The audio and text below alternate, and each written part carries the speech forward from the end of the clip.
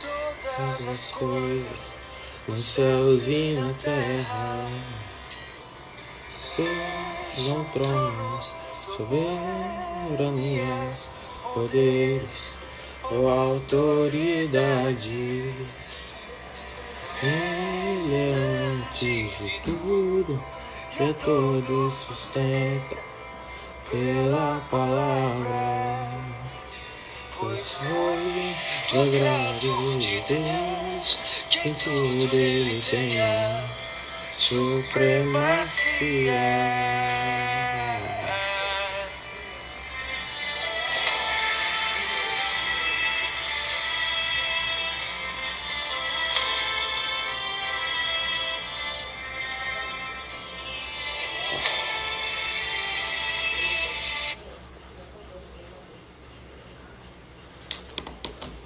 Boa noite.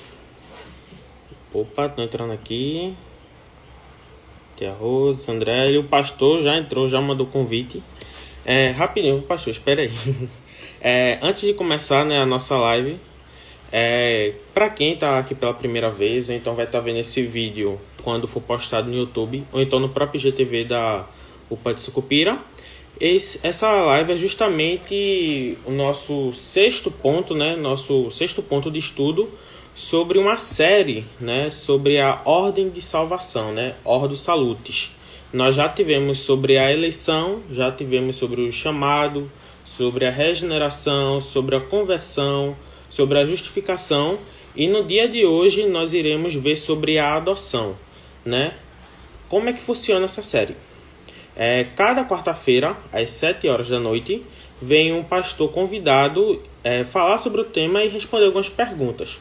No dia de hoje, nós iremos contar com a participação do pastor da Igreja Presbiteriana de Jaboatão, que é o pastor Daniel, que inclusive já está aqui na live, e ele mandou a solicitação. Vou aceitar aqui.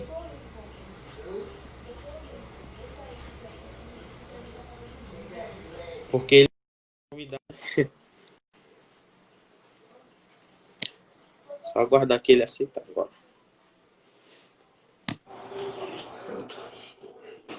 Aí, pastor. E aí, boa noite. Boa noite. Tudo em paz? Tudo em paz, graças a Deus. Aumenta só um pouquinho o teu som, que tá chegando baixinho aqui. Tá baixinho? Tá baixinho. Deixa eu ver. Agora melhorou? Melhorou um pouquinho. Melhorou. Já é. Pode se apresentar aí o pessoal. Ei, pessoal, tá me vendo aqui? Boa noite, pessoal, graça e paz. Para mim é uma satisfação estar com a UPA de Sucupira, participando dessa programação que é bem instrutiva, né? Eu sou o pastor Daniel Carneiro, eu sou o pastor da Igreja Presbiteriana no centro de Jaboatão, e também eu estou aqui em Jaboatão há cerca de 8 anos, e também sou professor de Teologia Sistemática no Seminário Presidente do Norte, o SPN, já há cerca de 14 anos. Então, esse assunto que a UPA de Sucupira está me chamando para tratar é um assunto que eu lido constantemente lá no seminário, além de lidar aqui na igreja. Então, fazendo aqui uma propaganda, eu tenho um canal no YouTube, né? O nome do meu canal é Rev Daniel Carneiro PB. Me segue lá, se inscreva lá e me segue lá, tá bom? É isso aí. Como é que é o nome, Serginho, hein? Oi? Seu nome é Sérgio, é? É Sérgio. Sérgio. Você já viu lá meu canal? Já vi, já. Me inscrevi, acho que foi antes de ontem. Ah, legal. Pronto, manda sobre vários temas lá. Ok, manda essa cambada aqui, tá nos assistindo aí, se inscrever. É muito bom porque o senhor também tá falando uma série agora, né, sobre seitas e tudo mais. Eu achei bastante interessante. Isso mesmo. Eu tô explorando aí esse assunto. Eu quero aqui, Sérgio, mandar aqui uma saudação ao pastor. Eita, agora o nome dele me fugiu, o pastor da Igreja de Sucupira. Fábio? Me desculpa, pastor, esqueci teu nome. Fábio. Desculpa aí, reverendo Fábio, né? Então, um abraço aqui para o pastor Fábio, lembra essa esposa dele. Um abraço ao Conselho de Sucupira, um abraço à Junta Diaconal de Sucupira, um abraço para a UPA de Sucupira, né? Sobretudo para a UPA de Sucupira, que é quem está fazendo esse trabalho, mas também para a UMP, para o UPH, para a SAF, para todos que fazem a igreja de Sucupira. Né? E dizendo que é uma satisfação estar com vocês aqui nesta noite. É isso aí. Então eu vou fazer a oração já para a gente dar início já ao estudo. Ok. Eu oro? Não, eu oro. Ou você ora? Ora no final. Ore. Não, certo. Senhor, Santo Eterno Deus, ó Pai, maravilhoso estar na Tua presença. Nesse momento, Senhor, eu gostaria de te pedir, ó Pai, a Tua presença aqui conosco. Conosco, ó Pai, nesse momento de deleite, ó Pai, porque vai ser um momento de aprendizado da Tua palavra. Então, que seja um momento de edificação para todos que estiverem aqui presentes, ó Pai, mesmo estando à distância e sendo através da tecnologia, né, algo virtual, mas que isso venha agregar de alguma maneira e possa também nos dar mais comunhão, ó Pai. Muito obrigado por tudo. Continua aqui conosco, em nome do Teu Filho amado, Jesus Cristo. Amém. Amém. O que você quer que eu faça agora? Agora é só vez de mim. Dá início. Ok. O que a gente está esperando. Pronto. Sérgio, esse assunto é muito importante porque é muito comum você encontrar gato e cachorro dizendo por aí, eu sou filho de Deus. Né? E aí da gente se disser que esse pessoal não é filho de Deus. Aí já uma confusão. Mas aí, ó, gato e cachorro, a gente encontra cachaceiro, maconheiro, fumador de cigarro, prostituta, tudo quanto é tipo de gente dizendo assim, eu sou filho de Deus. Né? E a gente não pode nem contestar, porque se a gente contestar, a gente vai levar uma surra. Agora, né, dizer que é filho de Deus e de fato ser filho de Deus, existe aí um abismo muito grande. Né? Então, esse pessoal aqui não tem, não tem nenhuma manifestação de mudança de vida, né? É um pessoal que tem uma vida desregrada, e muitas vezes não é nem um pessoal que tem uma vida desregrada, muitas vezes uma pessoa que tem uma boa ética, tem uma boa índole, tem uma boa moral, mas que não teve ainda a sua vida transformada. Vocês viram aí sobre regeneração, sobre justificação. Então tem muita gente aí dizendo que é filho de Deus, mas que não experimentou ainda essa regeneração, não foi ainda nascida de novo, não recebeu ainda a nova vida em Cristo através da ação do Espírito Santo, não teve seus pecados ainda perdoados, a posição dela diante de Deus não mudou ainda, ou seja, ainda continua, esse pessoal continua ainda condenado, culpado diante do Senhor, porque não foi justificado ainda. A nossa Confissão de Fé de Westminster diz que a adoção é um privilégio, claro que ela diz isso com base na Bíblia, que a adoção é um privilégio daquele que foi regenerado e justificado. Aí você colocou aí a ordem de salutos. Aqueles que foram eleitos, no tempo foram regenerados, foram chamados, foram justificados e então, consequentemente, adotados. Então, não é o mundo todo que é eleito, não é o mundo todo que é regenerado, não é o mundo todo que é justificado, não é o mundo todo que é chamado e também não é o mundo todo que é filho de Deus. Né? Então, a gente diz isso com base na Bíblia. O que é adoção? E o detalhe, viu, que a gente tem que entender é que ninguém é filho de Deus por natureza, ninguém. Eu não nasci já filho de Deus. Você não nasceu já filho de Deus. Você conversa com um incrédulo que diz que é filho de Deus, aí você pergunta, desde quando você tornou-se filho de Deus? Ah, desde que eu nasci. Desde que eu nasci. Dando a entender que ele é um filho de Deus, assim, por natureza. Desde o nascimento. O único que é filho de Deus por natureza é o Senhor Jesus Cristo. O único. Deus só tem um filho natural, que é Jesus Cristo. Todos os outros que são tidos como filhos de Deus são filhos adotivos, são filhos por adoção. Né? E então, o que é adoção? A adoção é um ato pelo qual Deus nos faz membros de sua família. Então Deus nos adota como membros de sua família. E é um ato da graça soberana de Deus. Ou seja, Deus escolhe alguns pecadores, Deus providencia perdoar os pecados desses pecadores através da obra que Jesus fez na cruz do Calvário, e então Deus concede a esses pecadores o Espírito Santo, pelo qual esses pecadores clamam Abba Pai, né? Então a adoção é uma ação de Deus, tirando pecadores do mundo, das trevas, da perdição, pecadores que estão no caminho do inferno, e colocando esses pecadores no caminho do céu e fazendo participantes da família de Deus.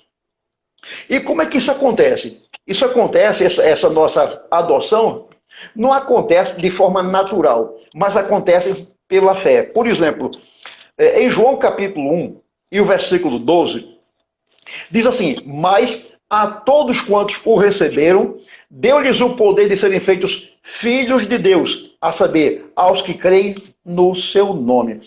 Então, quem é que é recebido como filho de Deus? Apenas aquele que creu em Jesus Cristo, apenas aquele que se arrependeu dos seus pecados, apenas aqueles que reconheceram que são pecadores, que estão no caminho do inferno, e reconheceram que Jesus Cristo era a única esperança deles. Então eles deixaram seus pecados e se voltaram para Jesus Cristo. Logo, mediante a fé em Jesus, eles foram recebidos, foram adotados na família de Deus como filhos de Deus.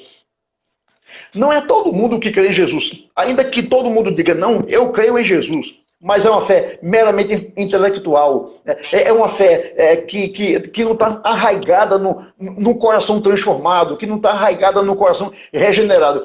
Então é uma fé apenas intelectual, é apenas uma fé que é pronunciada da boca para fora. Então veja que nesse sentido, até os demônios têm fé. Tiago diz que os demônios creem, e eles creem tanto que estremecem, só que eles continuam sendo demônios. A fé que eles têm não é uma fé salvadora, consequentemente eles não deixam de ser demônios. Então tem muita gente, Sérgio, por aí, dizendo, eu creio em Jesus. Mas essa fé que esse pessoal diz que tem em Jesus não é suficiente para mudar a vida dessas pessoas. Elas continuam longe do Senhor, elas não têm prazer na igreja do Senhor, não têm prazer em ler a palavra do Senhor, não têm prazer na oração, não têm prazer em cultuar, em adorar o Senhor. Todavia dizem assim, eu creio em Jesus.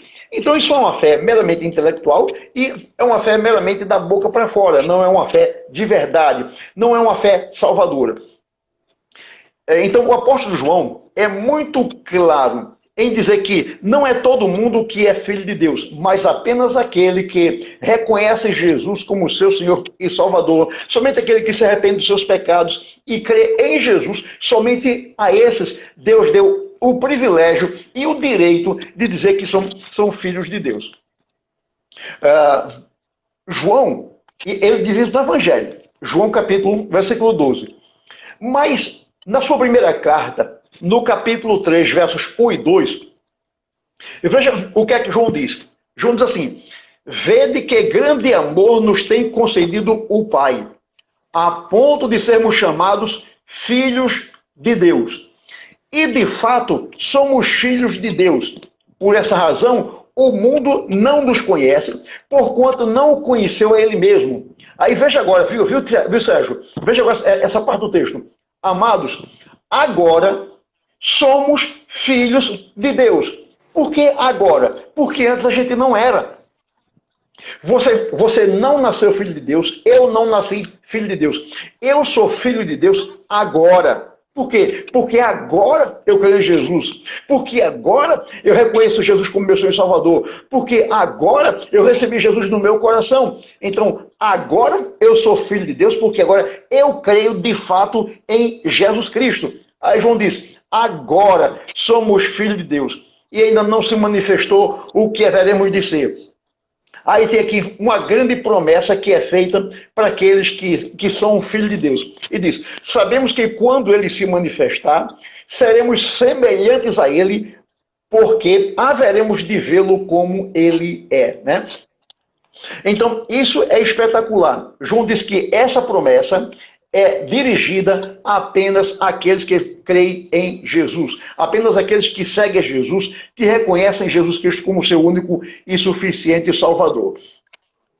Tratando ainda dessa questão de que nós somos adotados como filhos, Paulo diz que esse privilégio de ser um filho de Deus é tão grande, e não são todos que têm esse privilégio, que o apóstolo Paulo diz que o Senhor concede o seu Espírito a todo aquele a quem ele recebe por filho. Se você perguntar a um cara que é incrédulo, que diz assim, eu sou filho de Deus, aí você pergunta assim, o Espírito Santo mora em você? Ele habita em você? O cara vai discutir com você e dizer que nada, o Espírito Santo não habita em ninguém, ele não habita em homem nenhum. Quer dizer, então ele mostra na própria experiência e na sua própria convicção de que ele não é um filho de Deus. Mas o ensino da Bíblia é que existe um testemunho íntimo em nosso coração. Esse testemunho é dado pelo Espírito Santo. Aí, por exemplo, Romanos capítulo 8, 14 ao 17, Paulo diz assim, pois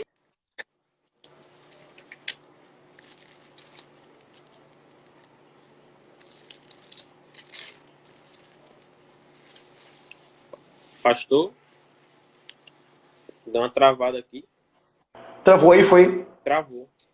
Agora voltou. Mas voltou? Voltou. Olha, quando tiver no meu tempo de terminar, você dá um ok aí, viu? Senão eu vou me empolgar aqui e vou ficar falando. Mas é um tempo que dê para o senhor explicar, porque a gente vai ter ainda o tempo de pergunta e resposta no finalzinho. Mas pode... tá certo, né? Tá legal, né? Então, eu estava dizendo quando travou, eu estava dizendo o seguinte, que se você perguntar ao incrédulo se o Espírito Santo mora nele, ele vai dizer que nem mora nele e não mora em ninguém, né? E nem mora em ninguém, né? É porque o Espírito Santo é muito santo e ele não vai habitar no coração de pecadores. Aí, essa ignorância deles, né, em dizer isso, dá-se pelo fato de que, de fato, ele não é crente e ele não conhece o ensino da Bíblia. Por exemplo, eu ia começar a ler o texto de Romanos capítulo 8, do 14 ao 17, que diz, pois todos os que são guiados pelo Espírito de Deus são filhos de Deus, porque não recebestes o espírito de escravidão para viverdes outra vez atemorizados, mas recebestes o espírito de adoção, baseados no qual clamamos Abba, Pai. O próprio Espírito testifica com o nosso Espírito que somos filhos de Deus. Ora, se somos filhos, somos também herdeiros, herdeiros de Deus e co-herdeiros com Cristo. Se com Ele sofremos, também com Ele seremos glorificados. Então, o ensinamento aqui da palavra do Senhor é que todo aquele que é recebido como um filho de Deus, todo aquele que é adotado pela fé na família de Deus, a todo ele, o Senhor Deus concede o seu Espírito para que, através do Espírito, ele clame Abba, Pai. Essa expressão Abba é uma expressão que vem do latim, que vem do latim, não, que vem do aramaico, desculpa, que vem do aramaico, né? E ela significa pai ou paizinho, né? Então, era uma forma com que, por exemplo, uma criança se dirigia ao seu pai, paizinho, né? Uma forma carinhosa. E então, somente pode chamar Deus de pai, de fato e de verdade, aquele que já recebeu Jesus no seu coração, né? Então, qualquer pessoa pode dizer que é filho de Deus, mas de fato, de verdade, só quem é filho de Deus é aquele que já crê em Jesus, aquele que deixou seus pecados, aquele que se converteu ao Senhor. Então, esse foi recebido como filho na família de Deus, que consequentemente recebe o privilégio de ser herdeiro de Deus e co-herdeiro de Cristo Jesus. Você pergunta também ao incrédulo, quando você morrer, para onde você vai? O incrédulo não sabe. Ele não tem convicção de salvação. Ele não tem convicção de nenhuma herança. Já o crente não. Você pergunta ao crente, você quando morrer, vai para onde? Eu vou para o céu porque eu sou filho de Deus e Deus em Cristo me fez herdeiro dele e me fez co-herdeiro com Cristo. Essa é uma convicção que somente o crente em Jesus tem. Nenhum incrédulo tem essa convicção. O incrédulo Ele fica pensando, bom, se eu merecer ir para o céu, Deus vai me levar para o céu, se eu não merecer, eu não posso fazer nada, né? O incrédulo, quando morre, a família faz missa de sétimo dia, para que a alma daquela pessoa seja iluminada e ela saia do purgatório e vá para o céu, né? Quer dizer, é um pessoal que não tem convicção da vida do outro lado. Mas nós crentes temos essa convicção, pelo fato de que nós já somos de Cristo, porque nós já reconhecemos que Jesus é o nosso Senhor e o nosso Salvador, porque primeiramente reconhecemos que nós somos pecadores e que nós precisávamos de Cristo. Então, uma vez que eu entendi que eu precisava de Cristo, eu fui a Ele. Isso é semelhante a uma pessoa que está doente, né? Uma pessoa só vai para o médico se ela tiver convicção de que ela está doente. Se ela não tiver convicção de que ela está doente, ela só vai para o médico se ela for arrastada. Né? A família amarra a pessoa e arrasta para o médico.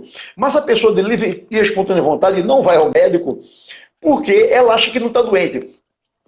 Então, a gente tem muita gente em nossa sociedade que não se acha pecador. Diz assim, eu nunca matei, eu nunca roubei, eu nunca adulterei, né? Então, eu não sou pecador. Então, quando esse pessoal diz isso, esse pessoal está dizendo, eu não preciso de um salvador. Assim como o cara que acha que não está doente, ele diz, eu não preciso de médico. O cara diz assim, eu não preciso de bombeiro, porque minha casa não está pegando fogo. Aí o cara diz, assim, inconscientemente, ele diz, eu não preciso de Cristo, eu não preciso de um salvador, porque eu não me acho pecador. Todavia, mesmo o cara pensando assim, ele se acha filho de Deus.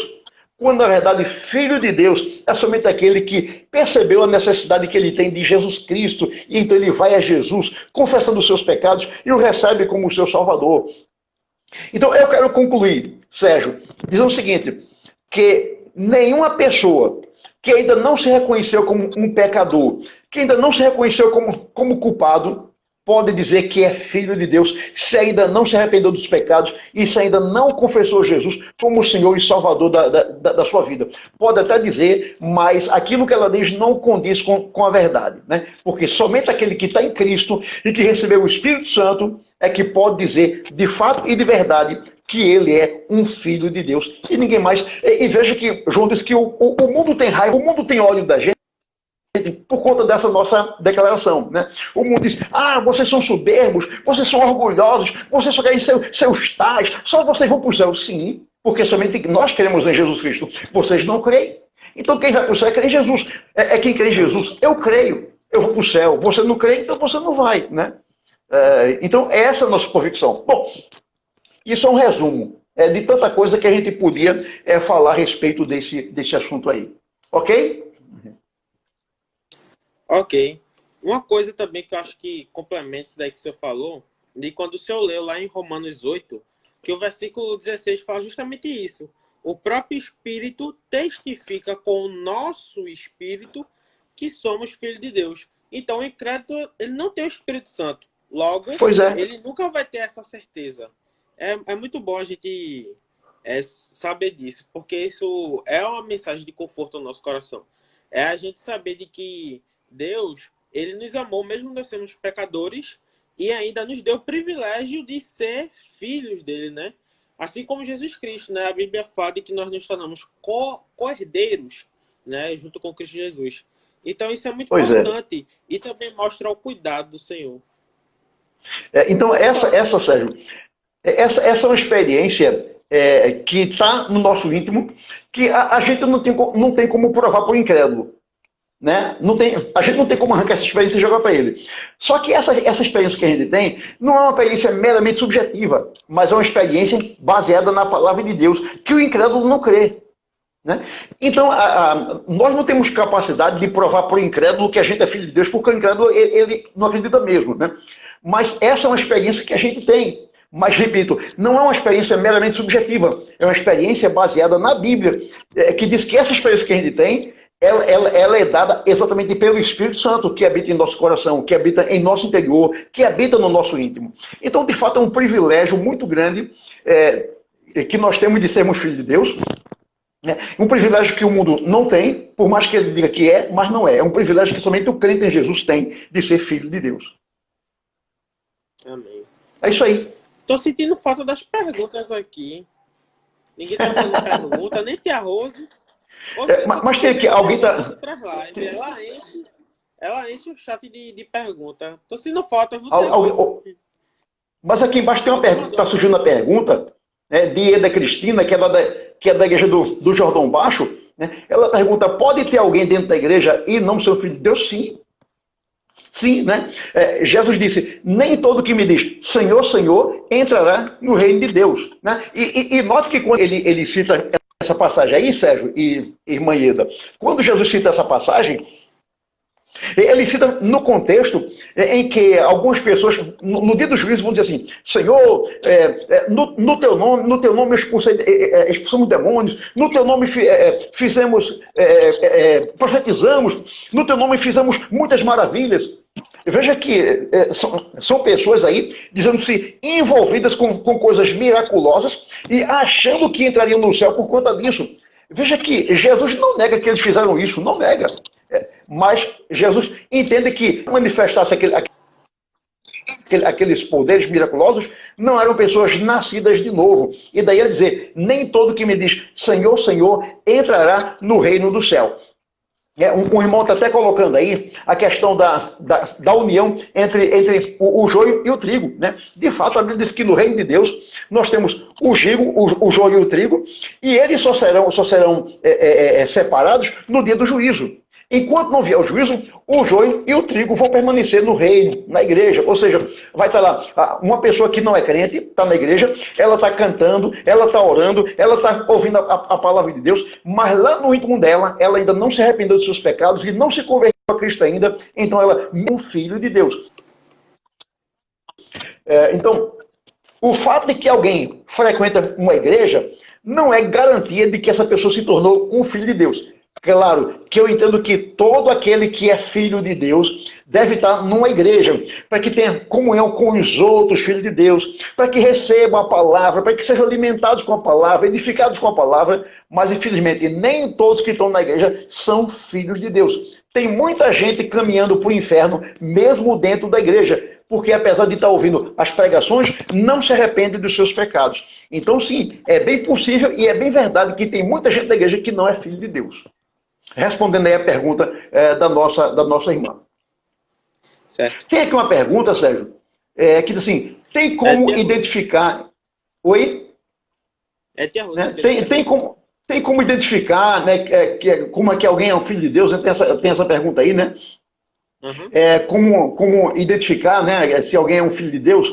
Aí nós pensamos aqui na evidência, né? Na evidência. Tem o pastor Fábio aí, tá dizendo: reverendo, como o senhor, este tema é mais adequado na evangelização ou no discipulado, né? Mas vejamos aqui a questão de como identificar ou qual a evidência de que alguém é um filho de Deus. Primeiro, é que um crente de verdade, ele tem aquele testemunho, aquilo que a gente já conversou. Ele tem aquele testemunho dentro dele, no seu coração, lá no seu íntimo, de que ele é um filho de Deus. Por quê? Quem é que corrobora com esse pensamento dele? Quem é que dá testemunho de que ele é o filho de Deus? É o Espírito Santo. Né? A gente leu a passagem de Romanos capítulo 8, onde Paulo diz que o próprio Espírito testifica com o nosso Espírito que somos filhos de Deus. Então, a primeira evidência de que alguém é filho de Deus, uma primeira indicação, é que essa pessoa tem dentro dela essa convicção. Né? O Espírito fala ao seu espírito, ao seu coração, de que de fato ele é um filho de Deus. Uma outra coisa que a gente pode indicar também é que há uma comunhão entre os outros crentes. Ou seja, aquele que é filho de Deus tem prazer em estar na companhia de outros filhos de Deus. Olha, Sérgio, e demais irmãos que estão nos acompanhando, eu sou muito desconfiado de uma pessoa que diz que é um filho de Deus, mas ele não tem prazer na companhia de outros crentes. Pessoas que são crentes que dizem assim: minhas melhores amizades é com incrédulos. Eu quase não tenho amizade com crente. Eu quase não converso com crente. Minhas maiores companhias é com incrédulos. Eu às vezes fico com mosca na orelha se essa pessoa de fato é crente. Né? Porque o salmista, em um determinado salmo, que eu não lembro agora, Diz que o maior prazer dele é nos santos que há na terra, né? Então, enquanto o salmista tinha prazer em estar na companhia de outros santos, para compartilhar a mesma fé, para desenvolver comunhão com eles, para orar com eles, para crescer espiritualmente com eles, o meu celular caiu aqui, né? Para crescer espiritualmente com eles, né? Então, enquanto um crente verdadeiro tem essa preocupação, eu fico preocupado com alguém que diz que é crente, mas que não gosta de estar no culto de oração, que não gosta de estar no culto de doutrina, que não se envolve com a roupa da igreja, que não se envolve com a mocidade da igreja, que não se envolve com outros crentes e tem todo o prazer do mundo em estar com pessoas incrédulas. Mas não está com incrédulos para evangelizar, não é isso não. É estar com incrédulos conversando lorote, conversando todo tipo de assunto, menos da Bíblia. Então eu tenho minha dificuldade em entender que uma pessoa dessa é um crente e um filho de Deus. Então eu vejo que uma evidência de que alguém é um filho de Deus é o desejo que essa pessoa tem de estar em comunhão com os membros da família de Deus, em comunhão com outros crentes em Jesus Cristo. Né? Se ele não tem essa preocupação, tem alguma coisa errada. O pastor Fábio mandou... Entendeu, Sérgio? Sim, entendi. Diga. O pastor Fábio mandou uma pergunta dizendo, reverendo, como este tema... Não, acho que é para o senhor. Qual é esse tema? É mais adequado para evangelização ou para o discipulado? Né, sobre o tema da adoção. Eu acho que as duas coisas. As duas coisas. Porque no discipulado você vai fortalecer a fé do novo convertido. Né? De que ele é um filho de Deus. E na evangelização, você não pode escolher o que vai dizer ao pecador. Você tem que dizer ao pecador a verdade. E mostrar ele o seguinte, amigo, por mais que você diga que é um filho de Deus, se você não se arrepender dos seus pecados, se você não crê em Jesus, você não é um filho de Deus. Então eu vejo que essa é uma questão importante para as duas coisas. Né? Para o discipulado e para a evangelização. Paulo disse que nós devemos ensinar todo desígnio de Deus. Né? Então eu estou evangelizando, eu devo ensinar o desígnio de Deus. Eu tenho que dizer que o cara é pecador, eu tenho que dizer que ele vai para o inferno, agora mostrar a solução em Jesus Cristo. E mais ainda no discipulado, eu devo fortalecer a fé dos novos crentes, dizendo que uma vez que eles se arrependeram e se converteram, eles agora são filhos de Deus. Alguém fez aí uma pergunta, se a gente pode dizer na lata se alguém não é filho de Deus. Né? Bom, é uma questão difícil essa, se você pode dizer na lata. Mas Jesus disse isso, né? Em João capítulo 8, verso ali, 44, na discussão entre Jesus e os judeus, né? Então, os judeus disseram assim, nós temos um pai que é Deus, né? Nós temos um pai que é Deus, nós não somos bastardos, temos um pai que é Deus. Então, na lata, Jesus disse, vocês têm por pai ao diabo, né? O pai de vocês é o diabo. Jesus disse na lata, né? Então, é uma questão difícil se a gente pode dizer na lata assim, de alguém se essa pessoa é filho do diabo.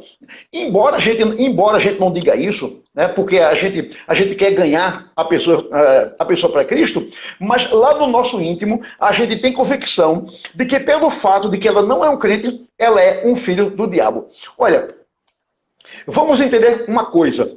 Na vida espiritual não tem neutralidade. Não tem neutralidade. Na vida espiritual, ninguém pode dizer, bom, eu não sou filho de Deus, mas também não sou filho do diabo. Não tem neutralidade. A Bíblia diz que só tem esses dois lados. Ou você é da família de Deus, ou você é da família do diabo. Ou você pertence a Deus, ou pertence ao diabo. Se você não é filho de Deus, é filho do diabo. Não tem neutralidade na Bíblia, né? Na vida espiritual. Ou outra coisa. É uma outra coisa, né?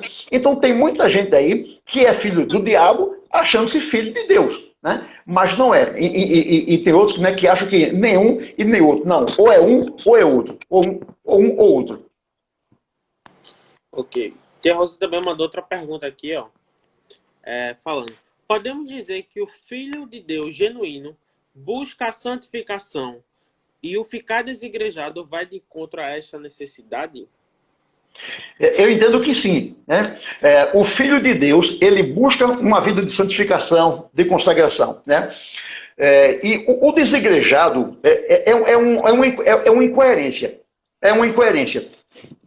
Uma coisa que a gente ouve muito do desigrejado é o seguinte, eu não preciso de igreja porque eu sou a igreja. Engano dele. Eu não sou igreja. Você, Sérgio, não é igreja. O pastor Fábio não é igreja. Nós, individualmente, somos membros da igreja. Pense no corpo. Aqui está o braço. É um membro do corpo. Esse braço não é corpo. Esse braço não é corpo. Esse outro braço não é corpo. A perna não é corpo. O braço é membro do corpo. Esse outro braço é membro do corpo. A perna é membro do corpo. Então, quando os membros estão juntos, eles formam o corpo. Esse é o engano dos desigrejados. Acharem que eles sozinhos são igreja. Você vê, um exemplo, lá em Neemias capítulo 8, diz que Esdras, o sacerdote, subiu a um púlpito de madeira para pregar a palavra de Deus. Logo no versículo 1, aí, se não me falha a memória, você está com a Bíblia aberta aí, logo no versículo 1 diz que todo o povo se reuniu como um só homem para ouvir a palavra de Deus. Você está com o texto aberto aí? Neemias capítulo 8. Você pode ler, por favor? Já que você está com ele aberto. Versículo 1. Em chegando o 7º mês, e estando os filhos de Israel nas suas cidades, todo o povo se ajuntou como um só homem na praça, diante da porta das águas, e disseram a Esdras, o escriba, que trouxesse o livro da lei de Moisés que o Senhor tinha prescrito a Israel. Então veja, aí não tem esse negócio de cada um está na sua casa, não. Eles foram para o local onde estava o pregador, onde estava o sacerdote, para ouvir a palavra. Né? Esse negócio de um membro andar sozinho, eu só conheço na família Adams. Né? Que a mão anda sozinha, né? Na igreja não tem família, não tem ninguém da família Adams que anda sozinho. Ninguém nunca viu uma perna andando sozinha na rua. Ninguém nunca viu uma mão andando sozinho na rua. Quando você vê uma mão, você vê a mão ligada ao corpo. Quando você vê uma perna, você vê uma perna ligada ao corpo. Assim é a igreja. Paulo diz isso. A igreja é como um corpo, é o corpo de Cristo. E os membros têm que estar ligados a esse corpo. Então, há uma necessidade de o crente buscar santificação. E um dos aspectos dessa busca da santificação é o crente ter comunhão com outros crentes. Orando com eles, lendo a palavra com eles, ouvindo a pregação com eles. Então, nessa passagem de Neemias, cada judeu foi para a praça e eles formaram uma grande multidão para ouvir a pregação. Né? Então, isso é um princípio que nos mostra que cada crente deve, em determinado dia da semana, sair da sua casa e ir à igreja, onde quantos crentes vão orar, vão ler a Bíblia, vão ouvir a pregação e eles vão se edificar. Então, infelizmente, nós temos aí desigrejados, enganados por outros desigrejados, né? Que ao invés de ir para a igreja e ter comunhão com os irmãos, eles ficam em casa ouvindo tudo quanto é tipo de pregador. Né? Então, de fato, essa pergunta aí, o Filho de Deus busca se santificar e um dos meios que Deus utilizou para a santificação do crente é a comunhão entre os irmãos, a comunhão. Então, o crente tem que ter prazer em ter comunhão com outro crente para que ele possa crescer na sua vida espiritual e desenvolver a sua santificação. Ok? Ok. Pastor, eu tenho uma pergunta agora minha, uma pergunta própria. Que está baseada assim na minha pergunta, lá em João 15, quando inicia falando: eu sou a videira verdadeira e meu pai é o agricultor. Todo ramo que estando em mim não der fruto, ele o corta, e todo que dá fruto, limpa, para que produza mais fruto ainda. A minha pergunta é se, quando ele fala aqui do ramo que não faz que não frutifica, mas está nele, eu queria saber se esse ramo também é um filho de Deus, no caso.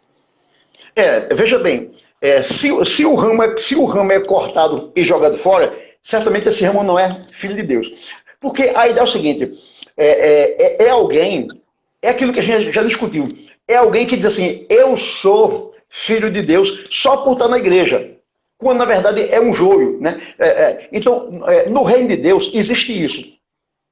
Existe, a gente já discutiu aqui, o trigo e o joio. O trigo e o joio, eles são muito parecidos, Sérgio. Se você pegar o trigo e o joio, ainda na haste, você não tem como diferenciar um do outro. Parece dois irmãos gêmeos de verdade. Né? Você olha assim e você não sabe quem é João e quem é José. Você não consegue distinguir, são muito parecidos. Então, você só consegue distinguir um do outro depois que nascem os frutos. Aí quando nascem os frutos, aí você diz, esse aqui é joio, esse aqui é trigo. Então, como é que eu identifico alguém que é um crente de Jesus? Como é que eu identifico que alguém está em Cristo? Pelo fruto. Pelo fruto. Jesus está dizendo que aquele que não dá fruto é porque, ainda que diga que está em mim, não está. Né? Ele diz assim, pelos frutos, no capítulo 7 de Mateus, ele diz, pelos frutos os conhecereis. Né?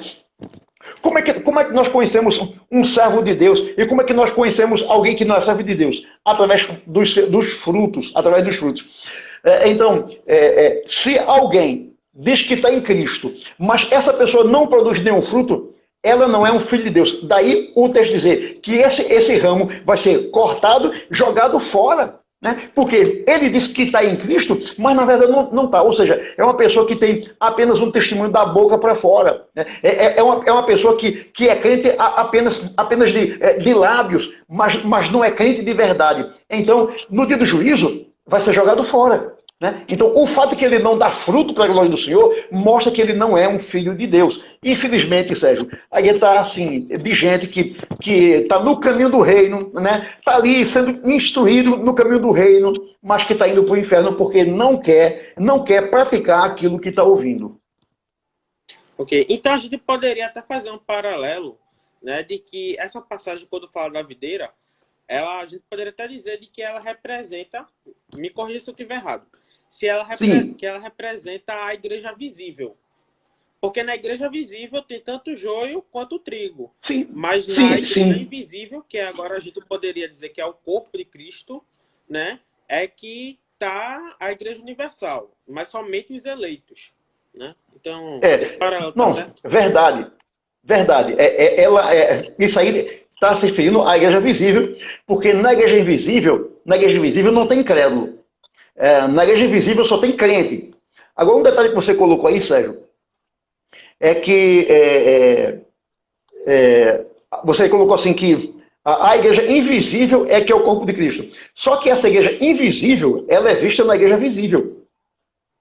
Uhum. Né? A igreja invisível é vista na igreja visível. Né? Mas os falsos crentes, os não filhos de Deus, estão apenas na igreja visível. Então, é possível, e é realidade, de muita gente que está na igreja visível, mas que não está na igreja invisível. O outro lado também é verdade, viu? É possível alguém estar na igreja invisível e não estar, pelo menos temporariamente, na igreja visível. Por exemplo, uma pessoa que é incrédula e, de repente, essa pessoa leva um tiro. E está lá em estado de coma, mas ela tem assim um lampejo de consciência. E alguém evangeliza aquela pessoa, e aquela pessoa se converte de verdade. Aí o que acontece? Aquela pessoa morre. Depois que ela ouviu o evangelho, ela viveu, digamos, mais meia hora ou uma hora. Então essa pessoa não teve tempo de frequentar a igreja nenhuma, não teve tempo de ser batizado, nem de tomar ceia, coisa nenhuma. Então ela não pertenceu à igreja visível, mas ela pertenceu à igreja invisível. Né? Então é bem possível alguém ser da igreja invisível e não pertencer à igreja visível. Mas isso não é desculpa para os desigrejados, não. Porque isso eu estou falando em falta de tempo. A pessoa não teve tempo de frequentar uma igreja. O desigrejado tem tempo. Ele aqui não quer porque é negligente. E é possível alguém ser da igreja visível e não ser da igreja invisível. Certo. Eu fiz essa pergunta, pastor, aqui baseado em João 15, porque há muitas pessoas, até mesmo crentes, né, que utilizam essa passagem aqui sobre os ramos e a videira para dizer que é possível alguém ser filho de Deus e depois deixar de ser, né? É justamente aquele lance de que há no arminianismo. É verdade, né? É impossível, né? Uma pessoa... Olha, você vê, um pai humano que tem todos os seus pecados, tem todos os seus defeitos e imperfeições. Um pai humano amoroso jamais deserda do seu filho. Um pai humano amoroso jamais deserda do seu filho. Muito mais Deus, que é o sublime amor. Né? até através de Isaías, ele diz assim: pode uma mãe esquecer-se de seu filho a quem tanto ama? É a pergunta que ele faz. Pode uma mãe esquecer-se do seu filho a quem tanto ama? Aí diz o seguinte: ainda que ela viesse a esquecer-se, eu, todavia, jamais me esquecerei de vós. Então é possível uma mãe esquecer do seu filho, mas Deus jamais esquece do seu filho. Então o que acontece? Quando um crente de Jesus cai em pecado, ele fica privado das bênçãos do Senhor, ele é disciplinado pelo Senhor, ele fica prostrado no seu pecado até que ele se arrependa, até que ele se volte para o Senhor, mas ele cai então, como diz a Confissão de Fé, ele cai no paternal desagrado de Deus, mas ele nunca mais deixará de ser filho de Deus. Deus não é comum. Deus não é como a gente. Você conhece aquela flor, parece que é margarida, né? Bem me quer, mal me quer. Bem me quer, mal me quer. Conhece? O Deus das meninas é assim. Né? O Deus das meninas é assim. Hoje ele me quer, amanhã ele não me quer. Depois de amanhã ele me quer de novo e depois ele não me quer mais. Esse é o Deus arminiano, né? Que recebe gente como filho e depois deserta aquele filho. Mas o Deus bíblico é um Deus que adota pecadores em sua família, transforma esses pecadores, concede a eles o Espírito Santo, por meio do qual eles clamam Abba Pai, e promete a eles uma herança eterna no céu. Então, temos que entender que a nossa salvação não depende da nossa obediência, que é incerta. A nossa salvação depende da obediência de Cristo, depende da eleição de Deus na eternidade e de sua salvadora que ele efetuou em nós, através de Jesus e do seu Espírito que nos foi dado. Então, infelizmente, o arminiano, ele não conhece o Deus da Bíblia. Ele conhece um Deus que é estranho à Bíblia. Por isso que o arminiano ele não consegue dormir, porque acha que pode dormir no céu e acordar no inferno. Mas um crente de Jesus que conhece a Bíblia sabe que uma vez que ele foi adotado como filho, né, ele está seguro nas mãos de Deus. Isso não significa que o crente vai ser um libertino, né? Isso não significa que o crente vai ser um libertino, né? Que ele vai viver uma vida de pecado, não. Pelo contrário, o fato de que ele tem convicção de que é um filho de Deus e que é herdeiro de Deus, isso vai levá-lo a ser santificado, consagrado, a ter uma vida de obediência ao Senhor. Então, esse texto aí, que você citou, não pode servir como base para que alguém é filho e depois vai deixar de ser filho. O que o texto está dizendo é que alguém está na igreja, mesmo se dizendo crente, mesmo se dizendo de Cristo, as suas obras mostram que essa pessoa não é de Cristo, porque é pelos frutos, pelas obras, que nós conhecemos se alguém é de Cristo ou não. E essa pessoa tem obras que mostram que ela não é de Cristo. Ok. Alguém disse aí que você vai ser um futuro pastor e muito fera. Foi Tia Rose que disse aqui. Quem disse? Sim, pastor. Foi Tia Rose.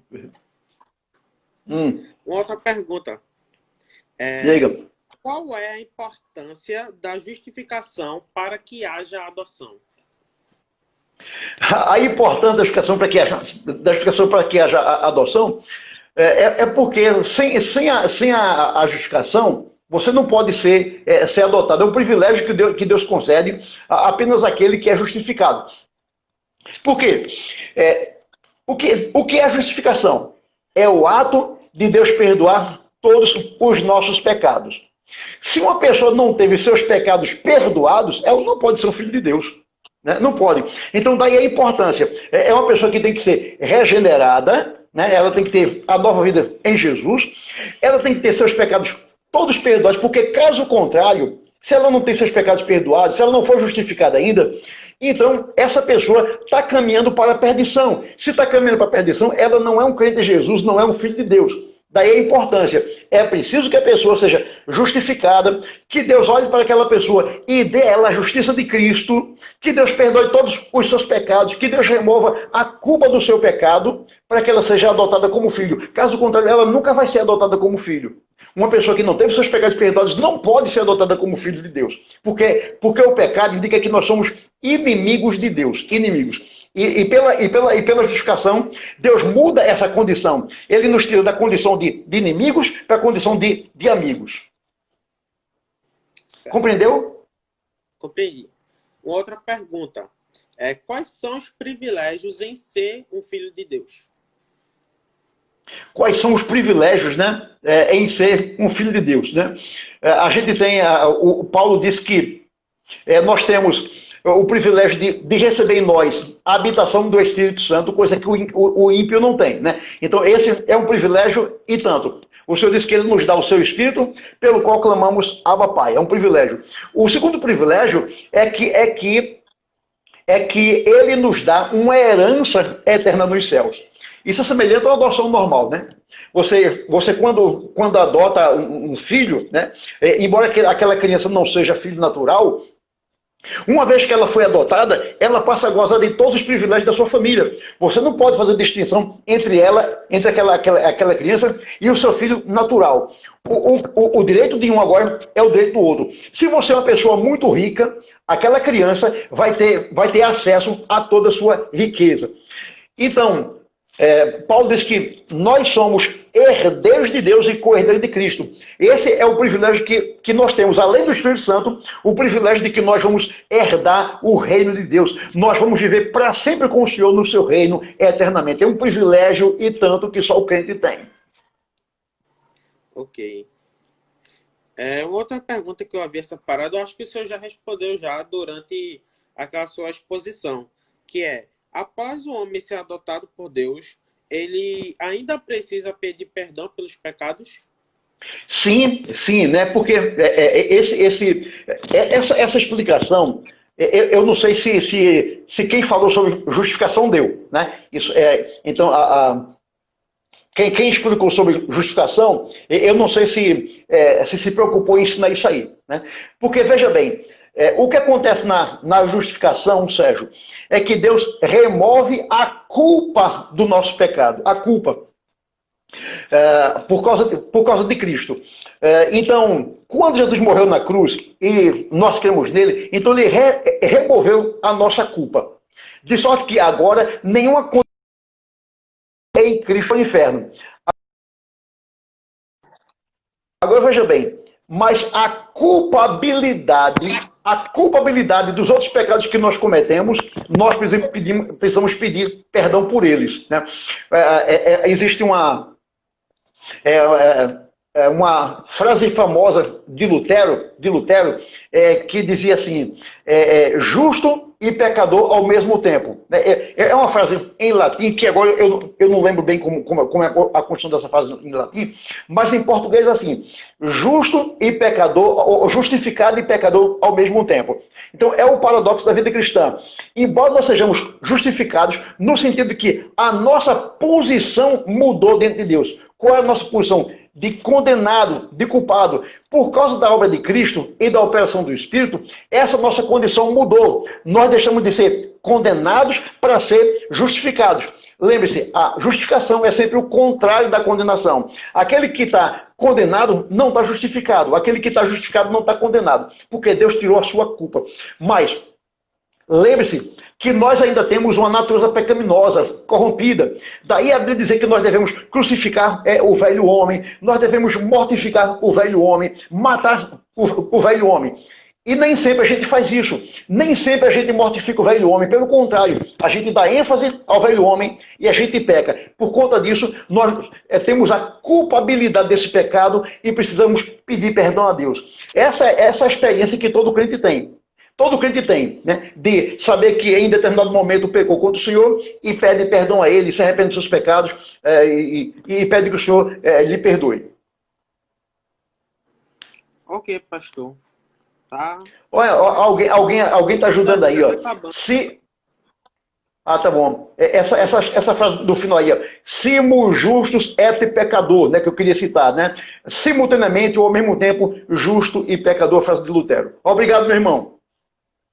É um privilégio ser filho de Deus. Já está em 54 minutos já a live. Caso ninguém mande mais alguma pergunta, a gente já pode começar o encerramento já. Ninguém mais mandou pergunta aqui. Sim, então eu gostaria também de deixar um adendo, né? para os irmãos pegarem a Confissão de Fé do Westminster, caso tenha em casa, então, na internet, tem como acessar, porque lá no capítulo 12, né, ele trata justamente sobre a adoção. Então, é um resumo, né, bem parecido com o que o pastor falou aqui, e que ainda mais mostra toda uma base bíblica nas referências. Então, o Exatamente. catecismo, né, e a confissão belga também, eles tocam nesse assunto e é muito proveitoso também, muito edificante. Um pouco antes de Ok. começar a live aqui, eu estava dando uma olhada aqui, e isso ajuda também a tirar muitas dúvidas. Então, a Bíblia, né, ela não deixa de ser um instrumento para que a gente também possa aprender a cada dia uma coisa nova. Então, foi muito Exatamente. edificante, né, esse momento aqui. Eu gostei muito, particularmente. Eu acredito que quem esteve participando aqui também pôde aprender alguma coisa, também pôde ser edificado. Então, em nome da Ok. UPA de Sucupira, eu gostaria de agradecer a participação do pastor Daniel e a participação também de todo mundo que estiver participando aqui. Muito obrigado.